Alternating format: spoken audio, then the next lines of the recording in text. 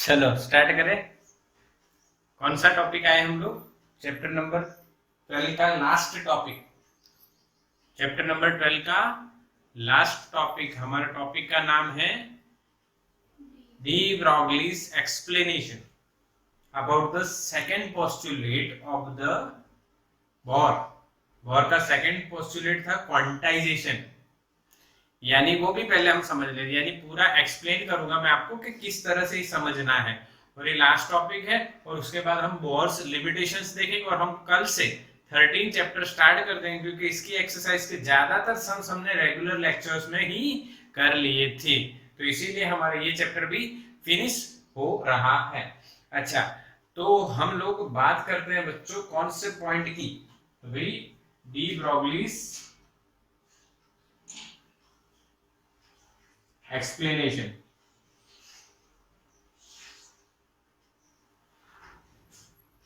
अब de Broglie's explanation क्या है बच्चों,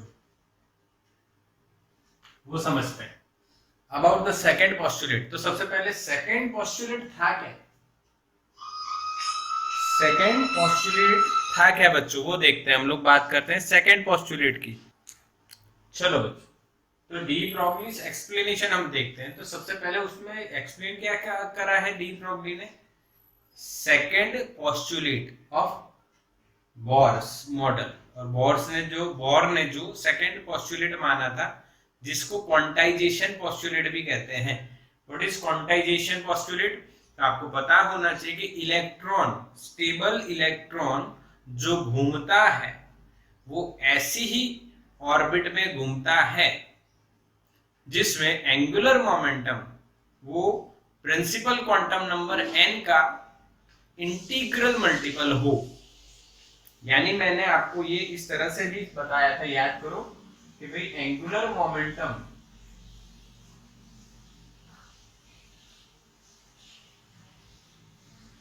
L is equals to,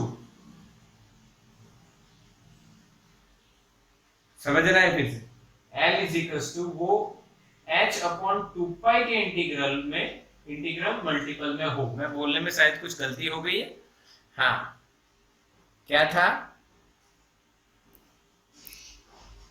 L is equals to NH upon 2 pi.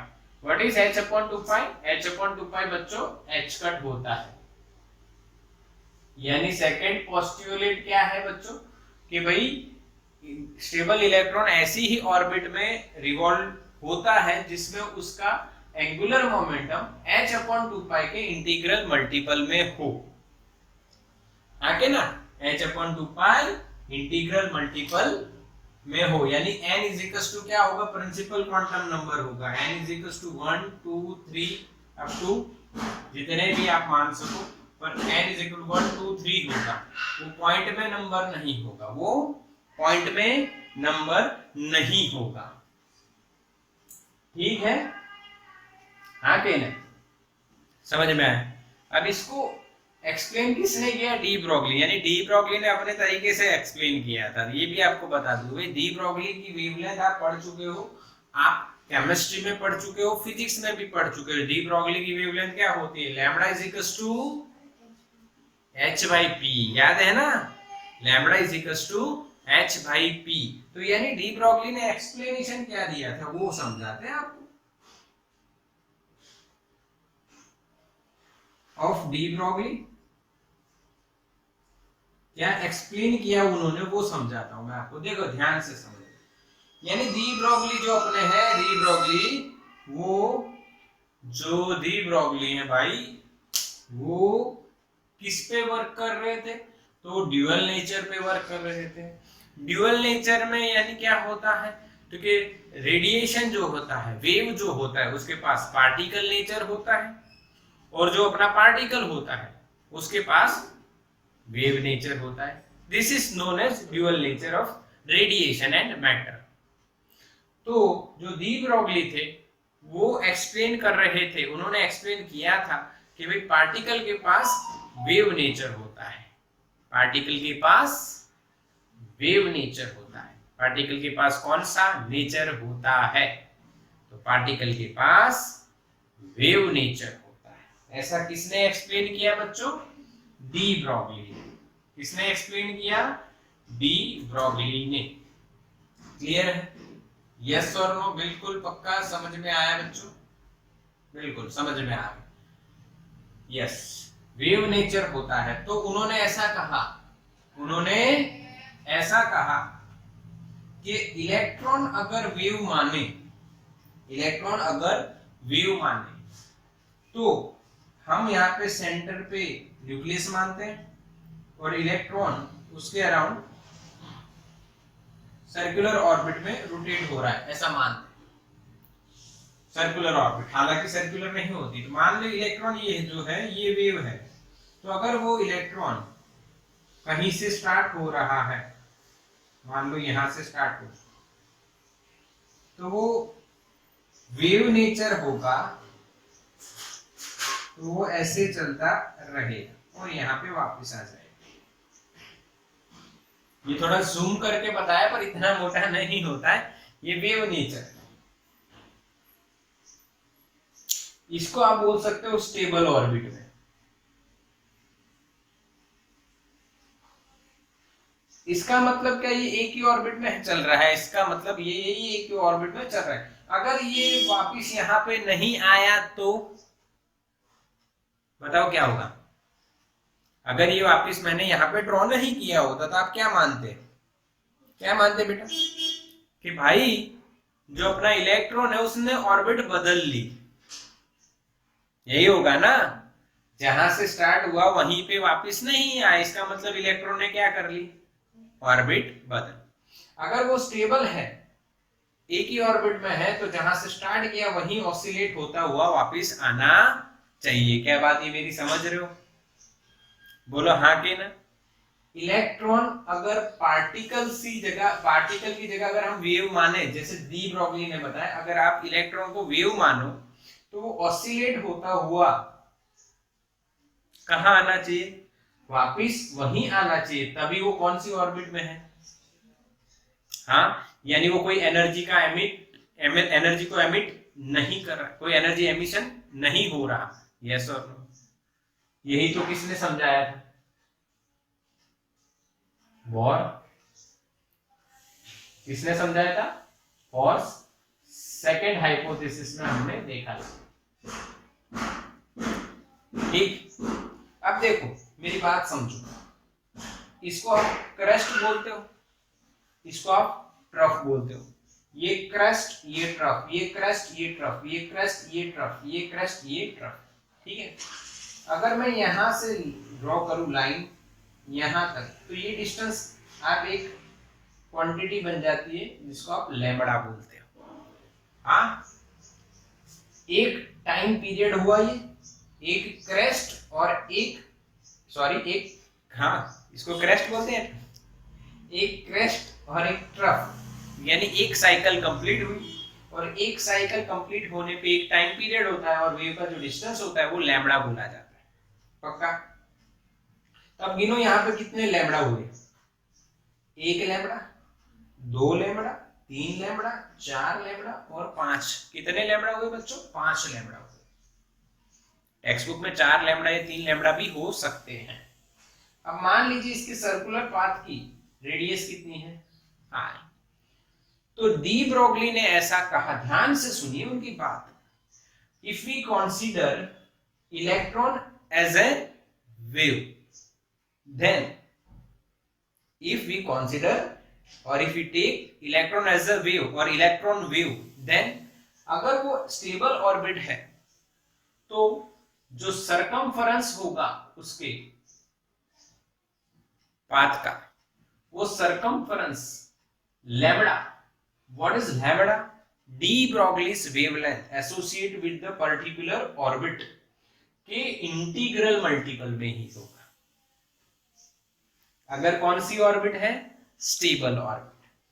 अगर ये स्टेबल नहीं है तो इंटीग्रल मल्टीपल में नहीं होगा। यानी यहाँ पे 5 लैम्बडा है, मान लो ऐसा होता बच्चों, यहां से स्टार्ट किया 1 लैम्बडा, 2 लैम्बडा, 3 लैम्बडा, 4 लैम्बडा, और यहाँ पे पूरा 5 नहीं होता, 4.5 लैम्बडा हो गया। फिर ये यहाँ पे आके कहीं पे खत्म हो।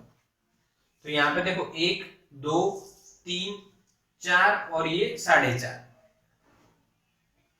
तो यहाँ पे जो 2 पाई आर होता है वो 4.5 लैम्डा होता है, यानी ये स्टेबल ऑर्बिट में नहीं है, जहां से गया वहां पे आएगा नहीं। इसका मतलब जो डी ब्रोगली कह रहे हैं वो आपको समझ में आ गया। जो 2 पाई आर होगा वो लैम्डा के इंटीग्रल मल्टीपल में होगा, तभी वो कौन सी ऑर्बिट में माना जाएगा? स्टेबल। बोलो बच्चों, समझ में आया? हाँ, यस और no? The circumference of the path of the electron is equal to the integral multiple of the de Broglie's wavelength associated with the particular orbit, क्योंकि हर ऑर्बिट में डी ब्रोगलीस वेवलेंथ चेंज हो जाएगी। बोलो पक्का समझ में आया?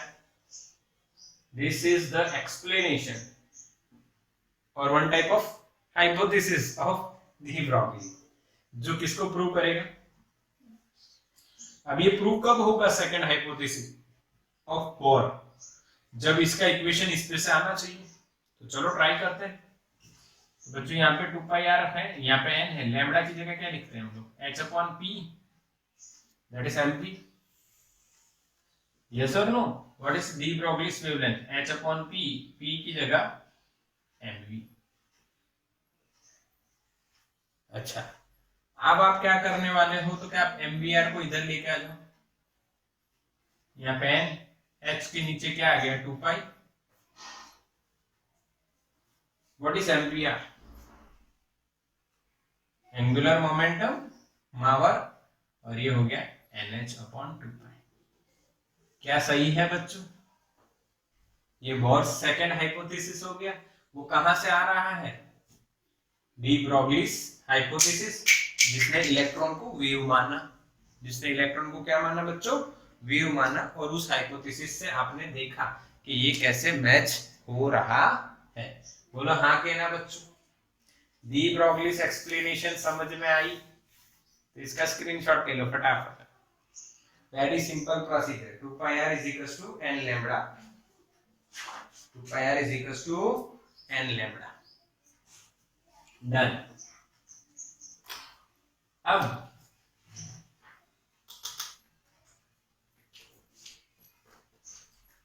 यहाँ पे चैप्टर हालांकि खत्म हो चुका है कि भाई ये लास्ट टॉपिक है, पर कुछ छोटी छोटी बातें होती हैं जो बताई जानी चाहिए आपको। यानी बोर मॉडल सही है, ये तो बात हमने देखी। डी ब्रोगली ने अपना वेव नेचर का एक एग्जांपल समझाया और उससे उन्होंने बता दिया कि हाँ ये भाई बोर गलत तो नहीं कह रहे। पर जैसे आपने थॉमसन्स मॉडल देखा, उसकी कुछ गलतियां थी, लिमिटेशंस थी। फिर आपने रदरफोर्ड का मॉडल देखा, उसकी भी कुछ लिमिटेशंस थी। और तीसरा मॉडल कौन सा? बोर, तो उसकी भी कुछ लिमिटेशंस होंगी। तो हमारा जो लास्ट टॉपिक बनेगा वो ये बनेगा बच्चों, लिमिटेशंस ऑफ बोर्स मॉडल। यानी इसमें कुछ लिमिटेशंस तो होनी चाहिए, और है ही ना, क्योंकि हाइपोथेसिस ऑलवेज कुछ लिमिटेशंस के साथ आता है। हाँ 100% सही हो ऐसा जरूर नहीं है, हो भी सकता है, पर यहाँ पे कुछ लिमिटेशंस है जो हमें नोट करनी रहेंगी, अच्छी तरह से नोट करनी रहेंगी। पहली वाली जो आपको पता है, बोर ने अपनी जो कैलकुलेशंस की हैं, जितनी भी बोर की कैलकुलेशंस आपने देखी और फाइनली डी ब्रोगलीस एक्सप्लेनेशन भी देखा, उसमें उन्होंने ऑर्बिट कैसी ली थी ये बता। बोहर ने इलेक्ट्रॉन ऑर्बिट कैसे ली थी बच्चों? Circular. This is the limitation, first limitation, circular orbit. हाँ, बोहर ने इलेक्ट्रॉन की ऑर्बिट कैसी मानी थी? सर्कुलर मानी थी। बट अगर कोई मोशन इनवर्स स्क्वायर लॉ से रिलेटेड हो, यहाँ पे आपको बात मेरी समझनी है कि यहाँ पे ये प्लस है और ये माइनस है, और ये अगर मोशन हो रहा है तो इनके बीच में जो फोर्स लग रहा है that is K Q1 Q2 upon R²। तो यहां पे ये कौन सा लॉ हुआ बच्चों? Inverse square law. कौन सा लॉ? Inverse square law. कौन सा लॉ बच्चों? Inverse square law. पक्का? तो इनवर्स स्क्वायर लॉ के अनुसार अगर आप कोई ऑर्बिट बनाते हो तो वो कैसी मिलती है? अंडे जैसी। कैसी मिलती है? अंडे जैसी। और जो बोहर ने मानी वो कैसी मानी? सर्कुलर। और मिलती कैसी है? एलिप्टिकल। यानी बोहर ने पहली लिमिटेशन क्या सेट कर दी? बोहर मॉडल में हमने क्या समझ लिया कि भाई बोहर ने इलेक्ट्रॉन की ऑर्बिट जो सर्कुलर मानी वो असल में कैसी होगी? एलिप्टिकल। ये मैथमेटिकल सॉल्यूशन होगा इसका कि अगर कहीं पे इनवर्स स्क्वायर लॉ लग रहा है यानी कि force is proportional to 1/r², if the motion of the body is perform upon this logic, then वो हमेशा कौन सी ऑर्बिट होगी बच्चों? एलिप्टिकल। तो ये पहली बात उनकी एक लिमिटेशन होगी। समझ में आया? हाँ, ये आप पहले पढ़ चुके हो। कहाँ? स्टैंडर्ड 11 चैप्टर नंबर 8 ग्रेविटेशन में।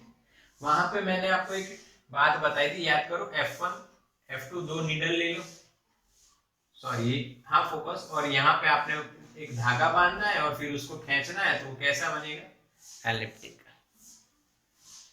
यानी बोहर गलत हो गए।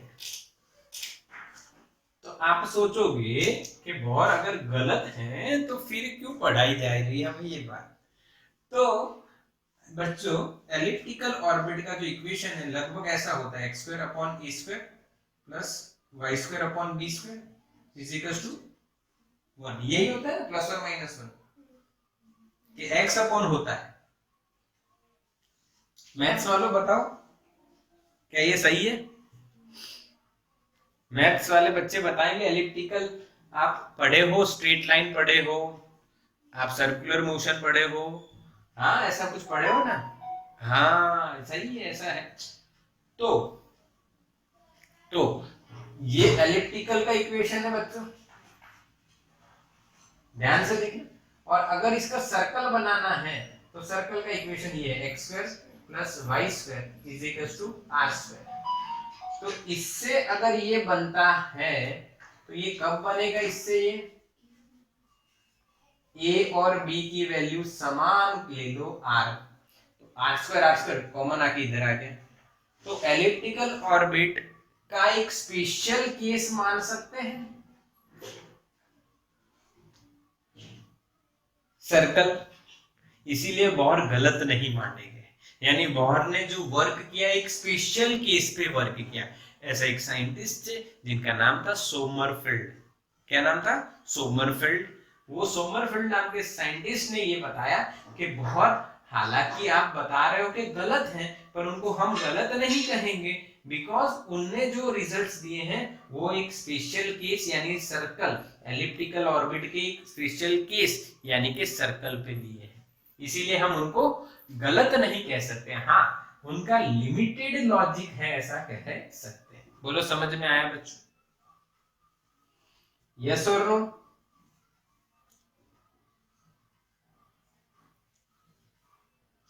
ठीक ठीक, बढ़िया बढ़िया से आपको समझ में आ गई। यस, अच्छा। अब दूसरी बात क्या करते थे कि बोहर ने जो भी गिनती की उसमें यानी थोड़ी सी गड़बड़ हो गई। कैसे? कि भाई उन्होंने, यानी हम लोग एक बात ये ले लेते कि अगर हम लोग चाय बना रहे हैं, मान लो हम लोग चाय बना रहे हैं और चाय में आप चाय पत्ती और मोरस डालने वाले हो, ये तो फिक्स है। बट आपने मोरस की जगह कुछ और डाल दिया, तो यानी नमक डाल दिया, शायद मान लो क्या डाल दिया? नमक डाल दिया। हाँ, या आपको कुछ खाने के बारे में थोड़ा बहुत पता हो तो आप नमक नहीं, अपने ये नींबू, लेमन और दूध एक साथ नहीं पिया जाता है, यानी खाया पिया नहीं जाता है, ऐसा होता है, ये आपको पता है ना? ऐसा पता है, क्योंकि ये ऑड कॉम्बिनेशन है। क्या है? Odd combination. यानी ऑड कॉम्बिनेशन हो गया, यानी बोर का जो मॉडल है एक ऑड कॉम्बिनेशन है।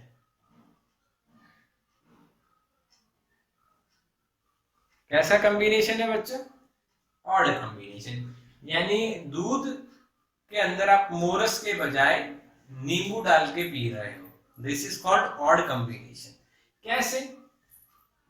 तो बोहर ने अपने मॉडल में हमें एनर्जी का इक्वेशन भी दिया और रेडियस का इक्वेशन भी दिया। एनर्जी का जो इक्वेशन था वो उन्होंने क्लासिकल फिजिक्स का यूज किया।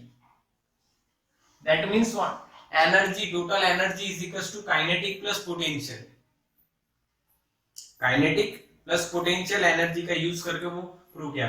और जब उन्होंने रेडियस प्रूव की ना, तब उन्होंने क्वांटम फिजिक्स का यूज किया।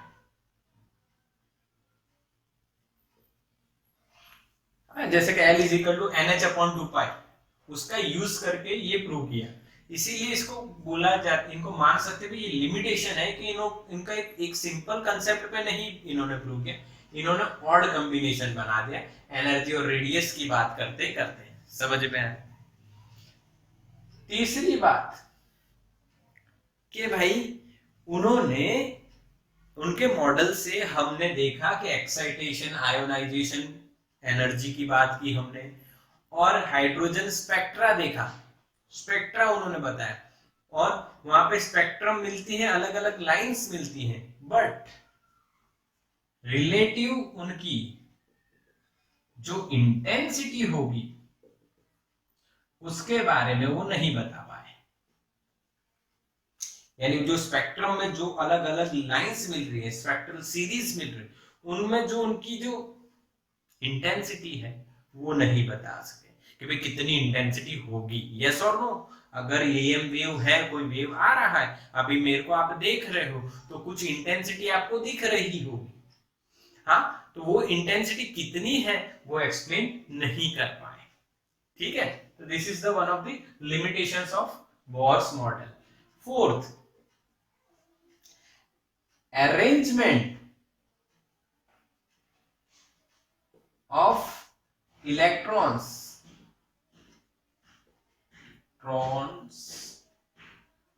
in orbits, ये भी वो बता नहीं पाए। The model or Bohr's model can't explain the arrangement of electrons in the orbit। मैं पूरा नहीं लिखता हूं, मैं शॉर्ट में लिख देता हूं।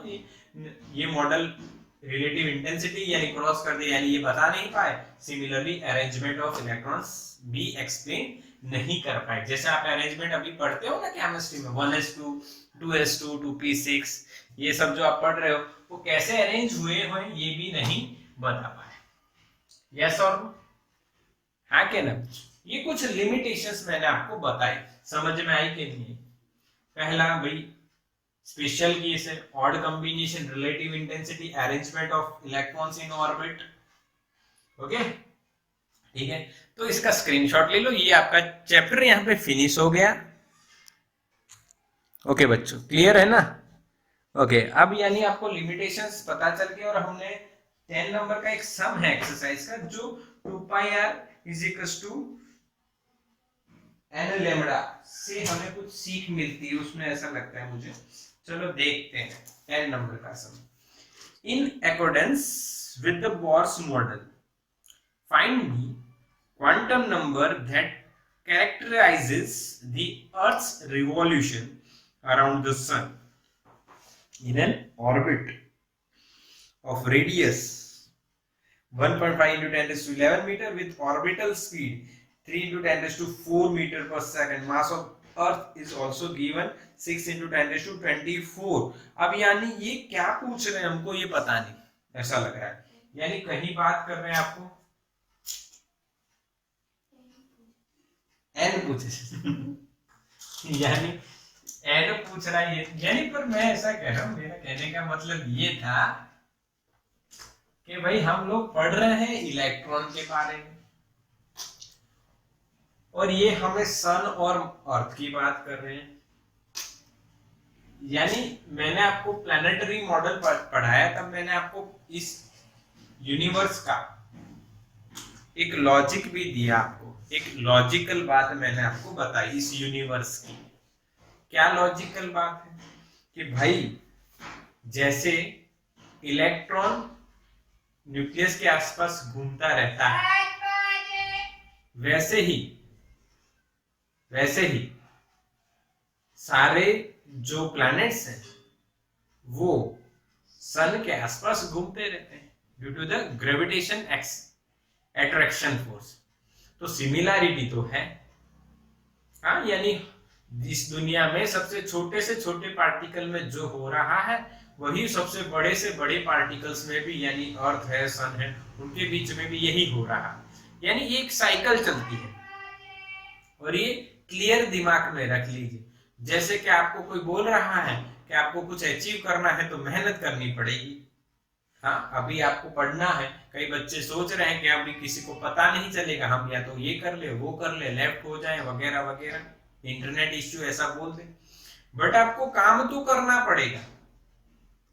अगर आप ऐसा बोल रहे हो कि इंटरनेट इश्यू है, तो आप देख लीजिए, आपके हिसाब से आपको काम इतना तो करना पड़ेगा। आपको वीडियो मिल रही है लाइव क्लास की, और दूसरे भी यूट्यूब पे बहुत सारे वीडियोस अवेलेबल है, सब लोग वहां पे भी जाके देख रहे हो तो देखिए, कोई दिक्कत नहीं। पर एक ये तो फॉलो कंटिन्यूअसली करना है, इतनी साइकिल चलनी चाहिए। फिर ऐसा ना हो कि मेरे 2-3 चैप्टर छूट गए। कई बच्चे ऐसे होते हैं जो अलग रास्ते चल रहे हैं अपना खुद का, हम ऑनलाइन पढ़ रहे हैं। अच्छा, ऑनलाइन पढ़ो, but output depends on the continuity, quality and continuity. आपने ये बातें सुनी है कि आपके अंदर कितना ही भागने की ताकत ना हो कितनी ही ताकत हो, पर आप जीतोगे ये जरूरी नहीं। यानी आपके पास नॉलेज नहीं, बुद्धि की क्षमता चाहे कितनी भी हो, आपका माइंड का पावर चाहे कितना भी ज्यादा हो, पर आपका आउटपुट, आपका रिजल्ट बेस्ट आएगा, ये उस पर नहीं डिपेंड करता है। ये डिपेंड करता है आपका वर्क कंटिन्यूटी। जो खरगोश और कछुए वाला एग्जाम्पल है वो इसमें सेट होता है। कछुआ भाग नहीं सकता खरगोश के जैसे, पर जीतने के लिए वो कंटिन्यूअसली तो चलता है, तो वो जीत सकता है। तो ये एक लॉजिक होता है बच्चों, आपको कंटिन्यूअस वर्क करना ही है। ठीक है, तो हम स्टार्ट करते, ज्यादा टाइम नहीं वेस्ट करते हैं हमारा, और हम अपना लेक्चर कंटिन्यू करते हैं आगे। तो बच्चों, बोहर का जो मॉडल है, तो बोहर का मॉडल के अनुसार आपको क्वांटम नंबर फाइंड करना है कि अर्थ कौन सन के अराउंड में कौन सी ऑर्बिट में घूम रही है। आइए देखते हैं 12.10 या 11 एक्सरसाइज का। तो भाई इस सब में आप क्या देखने वाले हो, ये देखो, समझो कि भाई ये अर्थ सन है भाई, जिसको आप न्यूक्लियस मान लो, और उसके अराउंड में कौन घूम रही है भाई, अर्थ, जिसको आप इलेक्ट्रॉन मान लो। ये रेडियस हो जाएगी r। ठीक है, तो यानी अब बोर्स हाइपोथेसिस चलने लग जाएगा, या तो फिर आप डी ब्रोगली का लगा दीजिए, आपको जो इच्छा हो वो लगा सकते हो, पर जो दिया है उसके हिसाब से लगाएंगे। हमको क्या क्या दिया है देख लेते क्वेश्चन में। एक तो रेडियस दिया है, दैट इज 1.5 into 10⁻11 मीटर।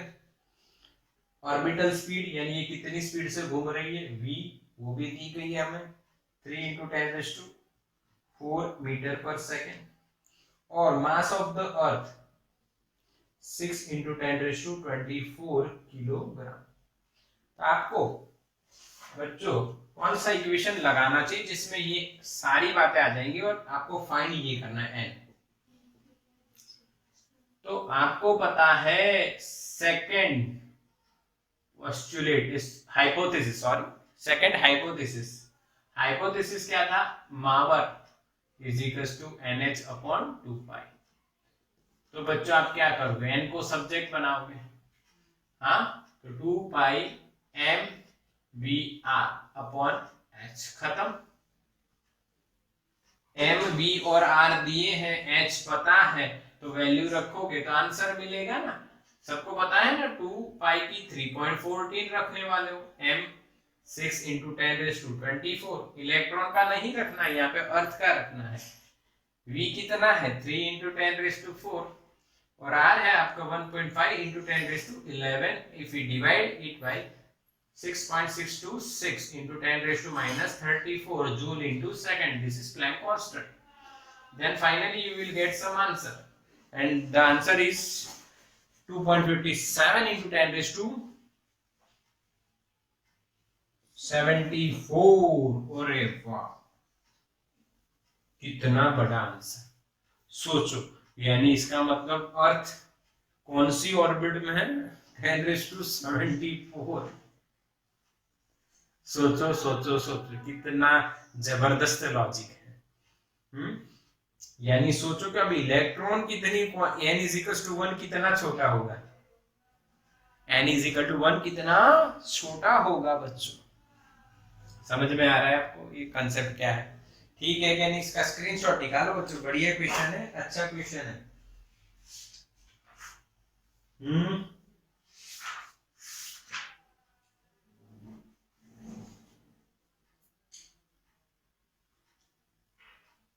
सही है ना? यस, स्क्रीनशॉट ले लो इसका बढ़िया से। खत्म? ओके, चलो अब दूसरा एक और सम मैं आपको बता देता हूं। दूसरा एक और सम किस तरह से पूछ सकते हैं बच्चों, वो भी मैं आपको बता देता हूँ, समझा देता हूँ। देखो ऐसे कि भाई इसका यूज भी हो सकता है 2πr = n λ। यानी आपको डी ब्रोगली वेवलेंथ की भी ये लोग बात कर सकते हैं, अगर आपको n और r ये दोनों चीजें अगर दी है तो डी ब्रोगली वेवलेंथ। फिर आपको मोमेंटम की भी बात कर सकते हैं, कैसे? तो लैम्डा बराबर h/p। तो मोमेंटम के बारे में भी कुछ बातें कर सकते हैं। क्लियर है ना ये भी बातें आपको? बिल्कुल। तो चैप्टर आपका यहाँ पे बच्चों फिनिश होता है, बिल्कुल सिंपल है। हाँ, इसका स्क्रीनशॉट लेगा।